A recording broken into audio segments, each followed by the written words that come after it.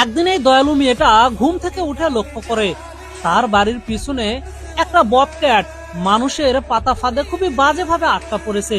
মেয়েটা একটা সাপোর্ট নিয়ে তাকে খুবই সাবধানতার সাথে তার পা থেকে এই ফাঁদটা খুলে দেয়। সে কিছুটা সময় এদিক ওদিক ঘুরতে ঘুরতে এরপরে এইখান থেকে এক দৌড়ে মেয়েটার বাড়িতেই চলে আসে। একটা চেয়ারের উপর বসে যেন মেয়েটার কাছে কিছু একটা বলতে চাচ্ছে। মূলত সে খুবই ক্ষুধার্ত ছিল, 3 দিন ধরে কিছুই খায়নি।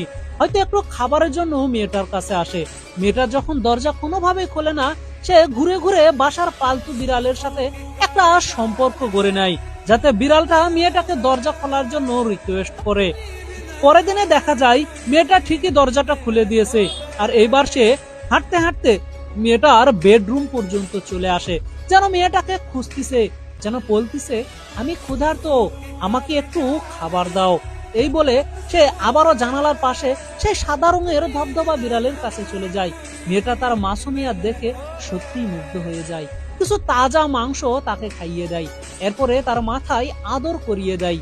অল্প সময়ের মধ্যে এই ববকাটটিও যেন মেয়েটাকেই নিজের মা মনে করে নিয়েছে।